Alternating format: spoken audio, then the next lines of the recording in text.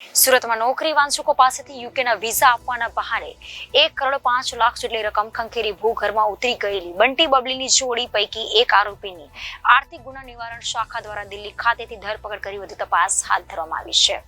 જ્યારે ફરાર આરોપીની પત્નીની પણ શોધખોળ હાથ ધરાઈ છે. મહત્વનું છે કે બંટી બબલીની જોડી ફેસબુકના માધ્યમ થકી નોકરી ચાહકોને યુકેના વિઝા આપવાની લાલચ આપી સુરતના વેસુ સ્થિત ઓફિસે મળવા માટે બોલાવ્યા હતા. ત્યાં નોકરી વાંચુકો આપેથી લેખિતમાં કરાર કરી 15 લાખ રૂપિયા જેટલી રકમ નક્કી કરવામાં આવી હતી, જે પૈકી 5 લાખ રૂપિયા જેટલી રકમ એડવાન્સ પેટે પડાવી લેવામાં આવી હતી. સુરતના ઉમરા વિસ્તારમાં ઓફિસ શરૂ કરી નોકરી વાંચુકોને ફેસબુકના માધ્યમથી સંપર્ક કરી યુકેના વિઝા આપવાના નામે 1 કરોડથી વધુ રકમ બંટી બબલીની જોડીએ ખંખેરી લીધા છે.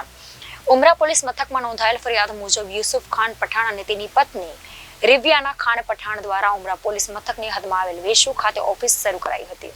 ફેસબુકના માધ્યમથી નોકરી વાંચુકોનો સંપર્ક કરી યુકેના વિઝા આપવાના નામે પોતાની ઓફિસે બોલાવવામાં આવતા હતા, જ્યાં વાહેધરી કરાર લખાવી 15 લાખ રૂપિયા યુકેના વિઝા આપવાની લાલચ આપવામાં આવતી હતી, જેનું એડવાન્સ પેટે વ્યક્તિ દીઠ 5 લાખ રૂપિયા લેવામાં આવતા હતા. આ રીતે બંટી બબલીની જોડીએ કુલ 21 જેટલા નોકરી વાંચુકો પાસેથી 1,05,00,000 રૂપિયા જેટલી રકમ પડાવી લેવામાં આવી હતી. કરોડો રૂપિયાની રકમ પડાવી લીધા બાદ નોકરી યુકેના વિઝા આપવાની નામે બંટી બબલીની જોડીએ છેતરપિંડી આચરી હતી.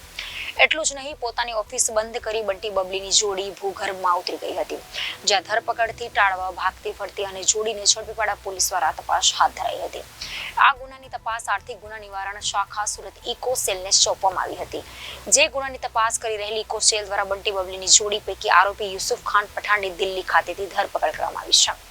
ઇકો સેલને માહિતી મળી હતી કે આ ગુનાનો આરોપી દિલ્હી ખાતે હાલ આવી રહ્યો છે, જે ચોક્કસ માહિતીના આધારે સ્થાનિક પોલીસની મદદથી આરોપી યુસુફ ખાન પઠાણને ઝડપી પાડવામાં આવ્યું હતું અને ઇકો સેલને આમાં સફળતા મળી હતી.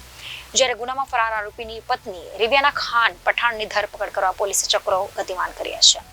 ગઈ તારીખ 18/9/2023 ના રોજ ઉમરા પોસ્ટે છેતરપિંડી અંગેનો ગુનો દાખલ થયેલો, જેમાં યુકેના વિઝા આપવાના બહાને ક્લાયન્ટો પાસેથી ક્લાયન્ટ દીઠ 5 લાખ ઉઘરાઈ કુલ 21 ક્લાયન્ટોના 1,05,00,000 લેખે મેળવી આરોપી યુસુફ ખાન પઠાણ તથા તેના પત્ની રિવિયાના બંનેએ પોતાની ઓફિસ ખોલી અને લેખિત કરારો બાંયધરી કરારો કરી આપી 1,05,00,000 મેળવી લઈ છેતરપિંડી આચરી વિદેશ ભાગી ગયેલ.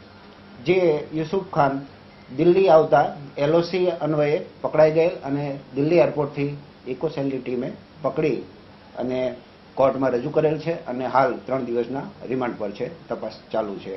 સર, ખાસ કરીને કેવા લોકોને ટાર્ગેટ કરતો હતો? એણે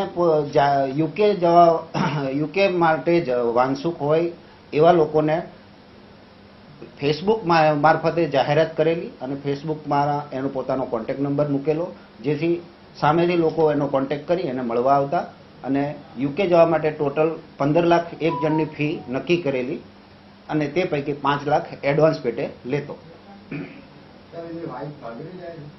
હા, હાલ જે એમના વાઇફનું પકડવાના બાકી છે. Reporter Hitesh Prajapati, Janadesh news, Surat.